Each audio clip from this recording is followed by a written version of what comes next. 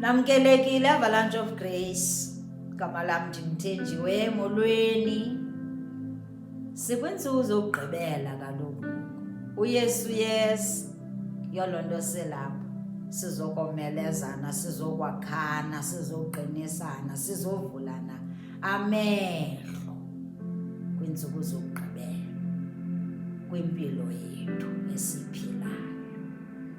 Xa sisithi kuwe khetha uYesu, sinamava. Umazi wendlela ngowaka wayahamba. Besikhala singabethwanga, saza sacholwa nguYesu ekugqibeleni. Yoloo nto sicebisa, asifuni ulahleke. Ilizwi uJohn wokuqala lithi ekuqaleni ube ekho ulizwi. Waye ulizwi ekuye uThixo. Waye ulizwi enguThixo. Yena lowo ebekho ekuqaleni kuThixo, izinto zonke zabakho ngaye. Ilizwi eli, yonke into uThixo wayidala ngelizwi. Ikuxelela ntoni loo nto? Into yoba mawungavumi kubekho into ekuhlukanisa nelizwi lakhe. Njengam awunandihlukanisa nelizwi likaThixo. Noba sowuthanda ilizwi noYesu ngumntomnye ke. Funele uyazi loo nto. Ngoba ilizwi kwiverse 14 liyasixelela uba ilizwi laba yinyama.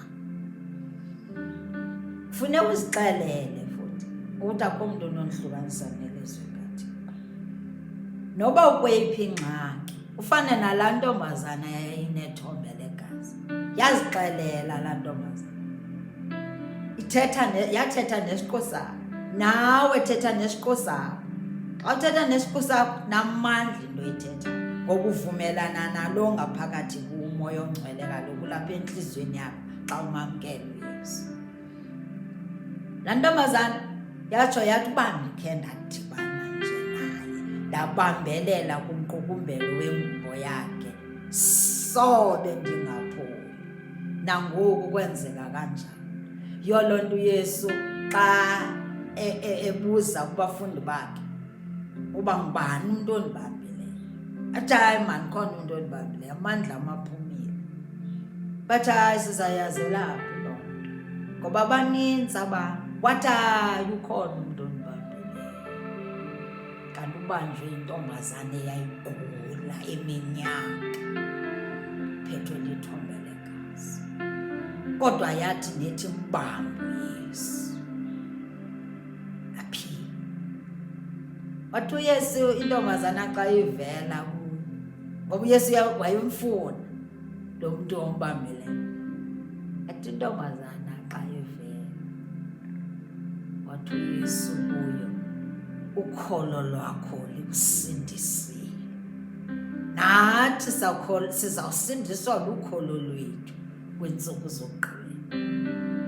Khetha uYesu. Khetha uYesu. Ungabujikeleza. Asifuni uhamba ukhala ungabekho.